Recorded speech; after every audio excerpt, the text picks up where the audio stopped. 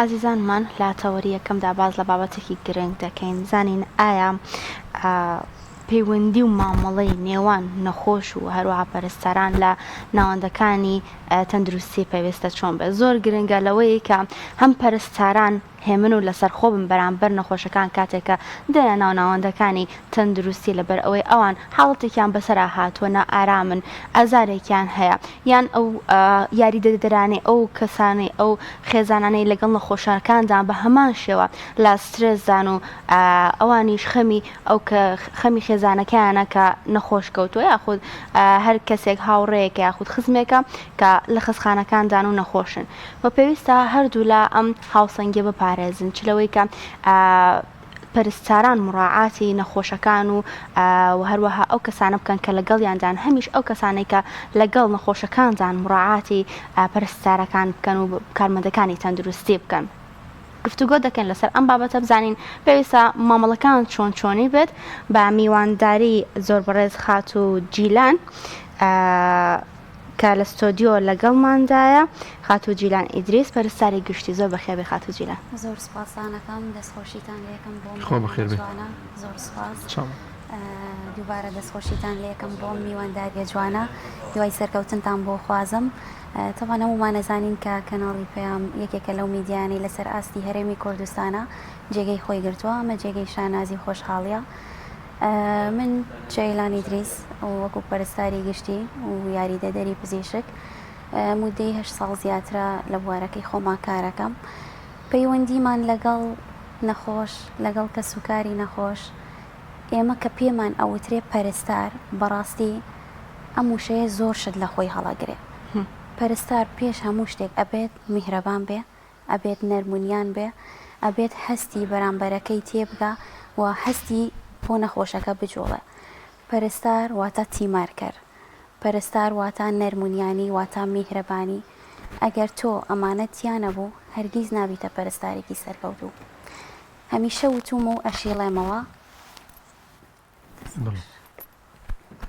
سپاس هەمیشە وتوم و ئەیڵێمەوە پەرستار ئەو کەسەیە کە چاوی مناڵێکی تازە لەدایی بووە کاتەوە چاوی کەسێکی مردوو داخە. بۆیە میهنەی پەرستاری زۆر زۆر پیرۆزە پێویستە هەمومان بە شێوازێک بیبینین بە شێوازێکی جوان مامەڵەی لەگەڵا بکەین. مامەڵەمان چۆن بێ لەگەڵ نەخۆشە بەڕێزت ئەگەر بیتە پیشەکەی خۆتەوە ئەڕوانی کە بۆ نمونە ئەتەوێ بە شێوازێکی جوان خۆت ئامادە بکەی ئەتەوێ بە شێوازێکی جوان ئەوەی هەتا بەرنمەیەکی جوان پێشکەش بکەی هەموو ئەو سترێسی کە هەتە بۆ نمونە لە ڕۆژەکەیە ئەبێ بیخەیتە لاوە. تۆی پەرستاریش ئێمەش کەسێکی سادەین کەسێکی ئاساین هەمومان خاوەن مناعاتی ژیانین لەوانەیە بۆ نمونە پەرستارێک کە لە ماڵەوە چێتە دەرەوە تووشی هەزار کێشە بێ لەگەڵ خێزانی لەگەڵ هاوسەری لەگەڵ هاوڕێکانی بەڵام ئەبێت هەموو ئەوانە وەلا بنێ بە ڕوویەکی جوان و پێکەنین مامەڵە لەگەڵ نەخۆشەکە. زۆر گرنگە خاتو جیلان لە ینی لەگەڵ ئەوەی کە کارمەندانی تەندروستی بڕوانامەیەک بەدەستێن و لە کەرتی تەندروستیدا کار و پیشەی خۆیان ئەنجامەدەن ئەمە تا چەند گرنگە لەگەڵشیدا بەشاز لە شازەکان چونکە هاوشانی خزمەتکردن تەندروستیەکە تەعاملکردن ڕەفتاری جوان ئەدەبێکی جوان لەگەڵ نەخۆشە کاریگەری ئەبێ لەسەر نەخۆشەکە هەم دڵ و دەرونی نەخۆشەکە هەم بە گەشتبینیەوە ئەم پەرستارە لەگەڵ نەخۆشەکە بجوڵێتەوە. بەدڵیاییەوە زۆر زۆر گرنگە چونکە لەوانەیە وشەیەک لە تۆوە لە دەمی تۆوە وابکاورەی ئەو نەخۆشە بەرزکاتەوە لەوانەیە وشەیەک لە دەمی تۆ کە دەرەچێ وابکاورەی ئەو نەخۆشە دابگرێت. بۆ نمونە زۆر زۆر گرنگە کە تۆ بزانی چی لە دەمت دێتە دەرەوە.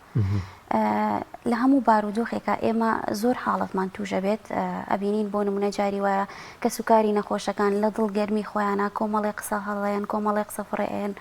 بەڵام ئێمە ئەبێ زۆر لەوە گەورەتر بین دڵمان زۆر لەوە گەورەتر بێ. یەک خاڵی تر کە زۆر گرنگە ئەوەی ئەویش یەک داوام هەیە لە کەسوکاری نەخۆشەکان ئەوان هەمویان خاوەن کەسانی بەڕێزن لە نەخۆشەکان ئێمە وەکو پەرستار ڕۆژانە لەوانەیە سەدەها نەخۆش ببینین لەو سەیە لەوانەیە 50یان شیفای بەدەستی ئەو پەرستارە بێ ئەوەی ئەمێنێتەوە لەوانەیە بەشێکی زۆریان لە نەخۆشخانەکانە بمێننەوە و بەشێکی زۆریشیان لەوانەیە وەفاتکەن خۆی گەورە بیان باتەوە. بەڵام ئەوەی کە گرنگە ئێمە ئەوەیە بزانین خوای گەورە کە شیفا خاتە دەستیتەوە وەکو وەسیلەیەکە و زۆر زۆر گرنگە و ئەو پەرستارە لەو ڕۆژەدا با بڵێن تەنها ئەو نەخۆشەی تۆ نابینێ لەوانەیە یعنی لە کۆمەڵێک لەو نەخۆشانەیە 50 شیفایان بەدەستی ئەو بێ بۆیە زۆر زۆر گرنگە کە تۆ بە قسەیەکی کاڵ یاخود قسەیەکی کاڵ بەو پەرستارە نەڵیت دڵی بێشێنی ئەوە زۆر خاڵێکی گرنگە بەڕاستی. باشە خاتو ژیلان وەکو ئەزانین کە هەردوو شتەکە دوولانێ هەم پێویستە کارمەندانی تەندروستی مڕاعاتی نەخۆشەکان بکەن هەمیش ئەو کەسانی کە لەگەڵ نەخۆشەکە دانیا خود نەخۆشەکە خۆی مڕاعاتی کارمەندانی تەندروست بکە کە هیلاک ئەبن و بەردەوام لە خزمەتی هاوڵاتیاندان. پێویستە لەم نێوەندەدا نەخۆشەکان یاخود ئەو کەسانی لەگەڵ نەخۆشەکاندان چۆن چۆنی مامەڵە بکەن لەگەڵ کارمەندەکانی تەندروستیدا. ئەبێت زۆر بەدڵێکی گەورە و مامەڵەکەن وەکو ئاماژەم پێکرد ئەو پەرستارە لەو ڕۆژەیە تەنها ئەو نەخۆشەی تۆ نابینێ و سەدەها نەخۆشی وابینێت و چارەسەریان ئەکا بە دڵنیاییەوە ئێمە ئەگەر لە شتێکی بچووکەوە دەست پێ بکەین ئەبێ بیخەینە شتێکی گەورە و یەک هەڵەی بچووک لەوانەیە یان یەک قسەی کاڵ لەوانەیە بەڕووی پەرستارەکەدا تۆ کە بیگەێنیت لەوانەیە تەواوی ڕۆژەکەی بقەیتە ژێر کۆنتترۆلی خۆتەوە بڕاستی ئەمە خاڵێکی زۆر زۆر گرنگە چێ با بڵێن کە سوکاری نەخۆشەکە بێت یاخود پەرستارەکان یاخود کادرە تەندروستیەکان زۆر گرنگە مەڕعاتی یەک بکەن زۆر گرنگەکەوە هەردوو لایەن باڵانسی یەکتر ڕابگرن و دڵی یەک نێشێن و نەڕەنجێنن. جا شتێک هەیە کاتێک کە پەرستارێک چارەسەرێک بۆ نەخۆشی دەکات لەوانەیە ئەوەی کە لەگەڵیەتی بڵێ بۆ شێوازە مەکیان زۆر عزێتی مەیە ئەم شێوازە تەداخولکردن چ کاریگەریەک لەسەر ئێوە دروست ئاکات. بە دڵنیاییەوە ئێمە خۆمان دڵمان ئێشێ کاتێک ینی شتێکی زۆر زۆر تەبیعی کاتێ هەر دەرزیەکی ئاسایی بۆ نەخۆشێک ئەەکەین طبعاً ئێمە خۆمان دڵمان ئێشێ وەزانین چی لە دڵی کە سوکاری ئەو نەخۆشەیە بەڵام ئێمە ئەبێت ئەو قەلەقی و ترس و سترێسیە فڕێبین ئێمە ئەبێت تەنافۆکسمان لەسەر ئەوە بێ چارەسەر بین بە نەخۆشەکە ئەگەر دڵمان ناسک بێ لەم پیشەیە سەرکەوتو نابین. خۆی تەحمل و سەبر تا چەند گرنگە بۆ پەرستار حتمما هەم نەخۆش زۆر جار لەوانەیە ناڕەحەت بێ قسەیە بکایان ئەوەی کە لەگەڵ یایەتی لە نەخۆشخانە ئەمێنێتەوە بە جۆر لە جۆرەکان ئەوە بێ بەڵام خۆی ئەمەش بۆ خۆی کارمەندی سەرکەوتووەیە کە تەحملی هەبێ لەگەڵ ئەم جۆرە قسە و هەر بارودۆخەکە دێتە پێشەوە. بە دڵنیاییەوە سەبر و تەحملت نەبێ قەت ناتوانانی لەم پیشەیە لەم مێنەیە جێگەی خۆ بکەیتەوە چونکە تۆ لە نەخۆشخانەکانە ڕوبەڕووی زۆر زۆر شت ئەبیتەوە لەوانەیە لە تەواریدا بێ لەوانەیە لە نەخۆشخانەیە بێ یا لە عملیاتە بێ کۆمەڵێک شت هەیە کە ڕوبەڕووی بیتەوە ئەو کەسەکە بۆ نمونە گەردوور بێت لە دەست بێ لەوانەیە ڕاستەخۆ کە سوکاری کەسەکە بێنە سەر ئەوەی بۆ نمونە کۆمەڵێک قسە فڕێبن بەڵام ئێمە لەو حاڵەتەدا چیمان کردووە ئاگامان لەوەیە کە بۆ نمونە کە سوکاری نەخۆشەکە دڵیان گەرمە ئێمە گوێمان بۆ قسانە نەیاوە ئێمە هەمیشە بگرە دڵی کە سوکاری نەخۆشمان نیاوەتەوە من خۆم زۆر زۆر ڕوبەڕووی ئەو حاڵەتانە بوومەتەوە هەتا یعنی گەیشتۆتە ئەو ڕادەی بۆ نمونە زۆر جار لەگەڵ کە سوکاری نەخۆشەکە خۆم دڵم پڕ بووە خۆم یعنی حەزم کردووە کە بگریم حاڵەتی وان بینیەوە یعنی زۆر زۆر هەستیار و حەزم کردووە کە بگریم ئەمە گرنگە کە خۆت بخەیتە شوێنی ئەوان ینی هەست بە معاناتەکە زۆر زۆر گرنگە ئەگەر دوور بێت کەسێکی ئازیزی ئێمە بێت ئێمە دۆخمان چیە بێ بەڵام لە هەمان کاتدا ئەبێ ئەوانیش لەوە تێ بگەن کە لە ڕووی کادیر و پزیشکەکانەوە هیچ کەم و کوڕێک ڕووی نایەوە ئەگەر ئەو نەخۆشە ڕۆژی تەواو بوو بێ ئەوانە ئێمە نەکە سوکاری نەگریانی کە سوکاری نەخۆشەکان نە هیچ شتێک خاتو جیلانۆکو خۆت پێش بەڕامەکەش ئاماژەت پێ کرد قسەمان کرد وتت کە لە کەرتی تایبەت و ئێستش لە حکومیە کار دەکەیت هەمیشە خاوڵاتیان ئەڵێن کە ئەوانەی لە کەرتی تایبەتن زیاتر گرنگیت پێ زیاتر بەدەمەوە چوون هەیە لە ڕووی کارمەندەکانەوە لە حکومیەکە بوو شێوازە نییە ئایا ئەم جیاوازە بوونی هەیە بەفعلی یان تەنها قسەی خەڵکە خۆی ئەکرێت بڵین تا ڕادەیەک بەڵام ئەوە ئەکەوێتەوە سەر ئەولیاتی شخصەکە من خۆم بۆم گرنگ نییە چ لە ئەهلیا بێت یان لە حکومیە گرنگی تەواوی خۆم و حەقی تەواوی خۆم ئەیان بە نەخۆشەکە و حتا لە کلینیکی خۆشما بێ بۆ نمونە من زۆر زۆر لەلام گرنگە کە ڕێنمایی ببەخشم بە نەخۆشەکەم یعنی ئەمە خاڵێکی زۆر گرنگە ڕێنمایی پێش دەرمانە واتە ئەمە ئەتوانێت بەشێکی تەواوی نەخۆشەکە کۆنتترۆل بکە و زۆر حاڵەتیش ڕوویداوە بە دڵنیاییەوە کەیتەوە سەر کەسەکە ئەگەر کەسەکە خۆی وجودی ئەوەی هەبێت کە فەرقی ئەو دوو شوێنە نەکە نایکات. باشە هەنێک نەخۆشمان هەیە یاخود بڵێن هەنێک کەسمان هەیە کە لە خستخانەکاندا ئەمێننەوە بە شەواندا و لە خستخانەکاندا ئەخەوێندرێن کارمەندانی تەندروستی زۆرجار لەوانەیە کەم و کورتیان هەبێت لەو بابەتانەدا کاتێککە نەخۆشێک داوای هاوکاری دەکات دوای ماوەیەکی زۆر بچن بووە لایەن ویان کاتێکی بنێ ئایا تۆ ڕێنمای چییە بۆ ئەم جۆرە پەرستارانە ئەم جۆرە کارمەندانە کە بۆ شێوازن بێگومان هەموو کەسێک ناخۆشی هەیە هەموو کەسێک باری کێزانی تایبەتی هەیە و کێشە مەشاکیلی هەیە لە دەرەوە ئیشەکەی ئەم تا چەند گرنگکە کاتێک دەچیتە ناو ئیشێکی وا هەستیارەوە تەعامل لەگەڵ نەخۆشێکدا دەکەی ئەو بابەتانەی خۆت وەلا بنیت و زیاتر هەوڵ بدەیت لە خزمەتی نەخۆشەکاندا بیت. زۆر گرنگە یعنی تۆ ئەگەر هەر کێشەیەکت هەبێ لەوانەیە بۆ تۆمە ئاسایی بێت ئەو تەنها بەرنامەکە پێشکەشکەی بە شێوازێکی جوان و تەواو بەڵام کە تۆ پەرستاری ئەوەی کێتە لات نەخۆشە خۆی ورەی ڕووخاوە زۆر گرنگە کە تۆ ورەی بیتەوە جا چ بە قسەیەکی یعنی ئاسایی بێت تۆ توانی ئەو کەسە هەڵچێنیتەوە ئەمە خاڵێکی زۆر گرنگە بەڕاستی.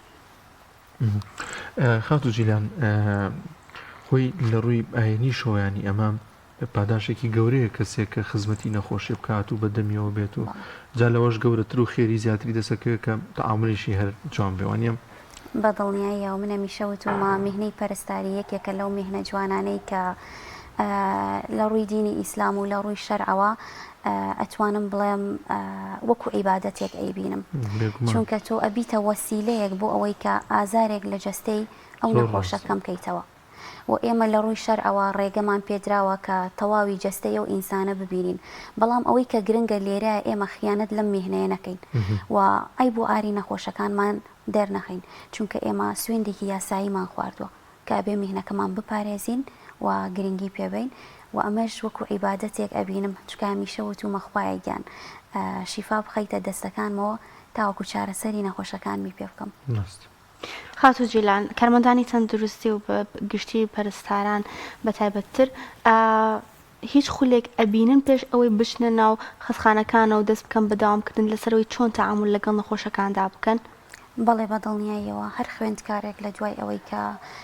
پەیمانگاییان کۆلێژ تەواوکات ئەبێت مودەی 2 مانگ زیاتر لە مەشقا بمێنێتەوە چونکە ئەمە هەستیارە ئیشێکی تا بڵێ هەستیارە و یەک هەڵەی بچووک لەوانەیە تەواوی ژیانە کۆنتترۆل بکات و لە ئێستاشدا بەڵێ خولی زۆرمان هەیە و گرنگێکی تەواو بۆ بوارە دراوە وی ئەوە گرنگە ینی بەدەلەوەی تۆ بڕوانامەش بەدەستێنی هەر بەردەوام بی لەوەی کە زانستی باشتر وەربگری لەو پیشەی کە خۆت هەیە بە دڵنیاییەوە وایە تۆ ئەگەر بڕوانامەکەت بەرز بێت یان نزم بێت بەڵام ئەگەر هەوڵ نەی هەمیشە لە فێربوونا نەبیت هەمیشە نەخوێنی سەرکەوتو نابی من ئێستاش کە مودەی 8 ساڵ زیاترە من خوێندنم تەواو کردووە لە بوارەکەی خۆما کارەکەم ئێستاش وەکو خوێندکارێک هەوڵێم چونکە هەموو شتێک ئەچێتە پێشەوە ئەگەر تۆ دواب بکەوی قەت سەر ناکەوی. ڕاست خاتو جیلان لەگەڵ ئەوەی کە باسمان لە تەعامل کرد ینی چ شتێک لە نێوان نەخۆش و کارمەندانە بۆ ئێوە بێزارکەرە پێی بێتاقەتە بن ینی لە دڵی خۆتانڵی خۆزگە ئەمە نەبووە ینی ئەم تەعاملیان نەبووە نەخۆش بوون ئێستا مە دێمە سەر ئەوەش کە نەخۆشی ژەر پێویستە چۆن تەعامل بکات. بە دڵنیاییەوە حاڵەتی خۆشە بووە حاڵەتی ناخۆشە بووە بۆ نمونە ئەوەی کە من زۆر هیلاکەکە لە مینەکەیە زۆر جار ینی بە شێوازێک ڕێنمایم یاوە بە نەخۆشەکە و 3 جاری تر نەخۆشەکە چەند جاری تر دووبارەی کردێتەوە ئەم شتە چۆن بکەم لە سترێسی خۆیان تاپەن ئەبێت و زۆر لەوە دڵە گەورەتر بێت زۆر لەوە بە سەبرتر بی و چەند جارێکی تریش بۆی دووبارەکەیتەوە ئەمە خۆی لە خۆی حاڵەتێکی ناخۆشە بەڵام ئەبێ ئێمە زۆر لەوە فراوانتر بین تاوەکو بتوانین دڵی نەخۆشەکانمان ڕابگرین. باشە ئەوە وەکو پەرستارێک و ئەزمونێکی چەند ساڵەتان هەیە چڕێنمایەکت هەیە بۆ هاوڵاتیان کاتێک کە دێنە نەخۆشخانەکانەوە لەگەڵ نەخۆشێکدان چ کەسێک بنێرن کەسێکی بەغیرەت بنێرن یان کەسێکی دڵناسک بنێرن؟ بە دڵنیاییەوە ئەوە زۆر خاڵێکی گرنگە تاوان کەسێکی بەغیرەت ئێمە حاڵەت هەبوو بۆ نمونە ئەو کەسەی کە لەگەڵ نەخۆشەکەیە زۆر هیلاکتر بۆ لە نەخۆشەکە یعنی ئەمەش سترێسێکی زۆر لە ناو نەخۆشانەیە دروستەکە یعنی لەگەڵ کارمەندەکانە من خۆم چەند جار لە لای خۆم لە شوێنی خۆمە پێم وتوتومە ئەو کەسەی لەگەڵ ئەگەر غیرەتی ئەوەی نییە با بچێتە دەرەوە لەبەروی تۆ شتێک بۆ نەخۆشەکە ئەەکەی زۆر جار لەوانەیە ئەو کەسەی کە لەگەڵ یایەتی لە خۆشەویستیە بووی دڵی بجوڵێ لە خۆشەویستیا بۆی لەوانەیە قسەیەک بکە یان کاردانەوەیەک بکە بۆ نمونە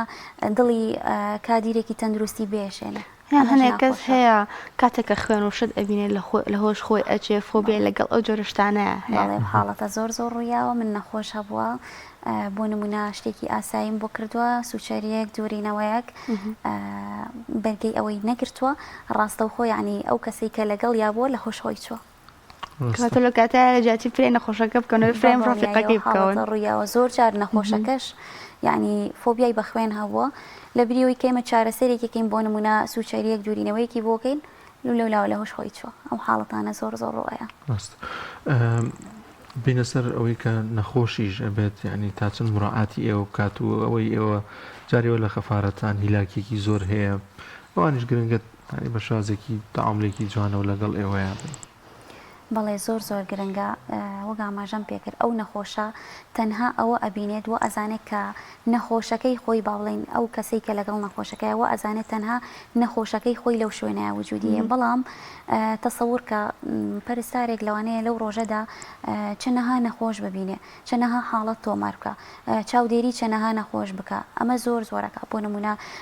پستانی خوێنی بێ بۆ نمونە ئۆکسجینی بێ لایانی دڵی بێ ئەبێت پەرستار ئاگای لە هەموو ئەو حاڵەتانە بێ تەنها نەخۆشەکەی تۆ نییە لەژێر چاودێریدا بێ بۆیە زۆر گرنگەکە کە سوکاری نەخۆشی لە هەمان کادا لەوە تێ بگەن کە تەنها نەخۆشەکەی ئەوان لە نەخۆشخانەیە وجودی نییە و ئەبێت ئاگیان لە دڵی پەرستارەکان بێ بەڕاستی یعنی بە جۆرێک تەعامل و مامەڵە نەکەن کە دڵی هەردوو لا بێشێ باشە خاتو جیلان چه یادگارێکە هەیە شتێکی ناخۆشیان شتێکی خۆشە بەسەرا هات بێت ئێستا ینی ئەها دایمە لە فکر تا بێت بڵێ شەڵا ئەوم نەکردایان ئەو نەخۆشە ئەوەی بەرامبەرم نەکردایە طبعا حاڵەتی خۆش هەبووە و حاڵەتی ناخۆشیش هەبووە تۆ لە میهنەکەی هەموو حاڵەتێک ئەبینی هەموو جۆرە کەیسێک ئەبینی بەڵام شتێک کە هەرگیز بیرم ناچێتەوە نازانم پێی بڵام خۆش بووە یا ناخۆش بوو چونکە هەردوو دۆخەکە تایدا وجودی هەبووە مناڵێکی تقریبان تەمەن 8 مانگ تا 7 مانگە بوو کە هات بۆلام زۆر بە شڵەژاوی دایک و باوکی هێنایان شتێک لە قورگیا ما بوو مناڵەکە منیش لە حەیبەتم بۆ مناڵەکە نەمزانی کە چۆن هەڵم گێڕایەوە و وام کرد کە بۆ نمونە بۆڕی هەناسەی بکرێتەوە و هەناسەیەکی ئاسایی بۆ بێتەوە دواتر کە ئەمە ڕوویە بۆ نمونە مناڵەکە دۆخی هێور بۆ تەمان مناڵەکە ڕەنگی زۆر تێکچوو بوو سوور بوو بۆ شین بوو بۆ بەڵامی تر کە وردە هەناسەدانی ئاسایی بوو ئەمە ڕاستەوخۆ مناڵەکە کە خسمە سەرشانم سەری خستە سەرشانم ئەمە وێنایەکی زۆر جوان بوو بۆ من یعنی لەو لەحزەیەدا هەستم ئەکرد کە هەستێکی دایکایەتیم هەبوو بۆیە یەکسەر میهنەکەی خۆم وەکو میهنەیەک ئەبینی وەکو ئەوەی کە تۆ دایک بیت بۆ هەموو نەخۆشەکانە ئەمە حاڵەتێکی زۆر تایبەت بوو هەم خۆش بوو بۆ من و هەم ناخۆش بوو بۆ من تا چەند گرنگکە ئەو هەستە لای پەرسەران بوونیە بە هەم هەستی خوشکایەتی بە یان هەستی دایکایەتی بێ یان هەستی ئەوەی کە خۆی بە خاوەنی ئەو نەخۆشە بزانێت زۆر گرنگە من ئەم میهنەیە وەکو دایکایەتیە بینم بەڕاستی یعنی پەیوەندیەکی ڕوح بۆ دایک هیچ شتێکی تیا نامێنێتەوە بزانم یعنی دایک نزیکترین کەسە و تۆش نزیکترین کەسی بەڕاستی بۆ نەخۆشەکەت بۆیە زۆر گرنگە کە مەڕەعاتی هەڵگری بەرە کۆتایی ڕۆی نەگەر شتێکی دیکەت مابێت ئاماژەی پێ بکەین لە خزمەتت من تەنها دەستخۆشیم هەیە و هیوای سەرکەوتندان بۆ خوازم ئینشاءڵڵا داواکارم کە هەردوو لە پەیامی کۆتاییم ئەوەیە کە هەردوو لە چ با بڵین کادیرە تەندروستیەکان بێت کادیرە بەڕێزەکان بێت چ پەرستارەکان بێت یاریدەدەری پزیشک چونکە ئێستا ئەمە زۆر با بڵین بەشی پەرستاری لە لای ئێمە وای لێ هاتووە چەندین بەشی تری لێ ئەبێتەوە وە جیاکراوەتەوە چ کە سوکاری نەخۆش یان نەخۆشەکان بێت هەردوو لا باڵانسی یەک ڕاگرن هەردوو لا ڕێزی یەک بگرن هەردوو لا لە معاناتی یەکتری تێ بگەن بەڵێ ئەمە زۆر زۆر گرنگە بۆی بتوان هەردوو لە هاوکاری یەک بن. خۆش بێ زۆر سپاس بۆ خات و جیلان ئیدریس پەرستاری گشتی کە لەگەڵمانەوە لەم زۆر خۆشحاڵم هیوای سەرکەوتنتان بۆ خوازم. دەست خۆش بێ.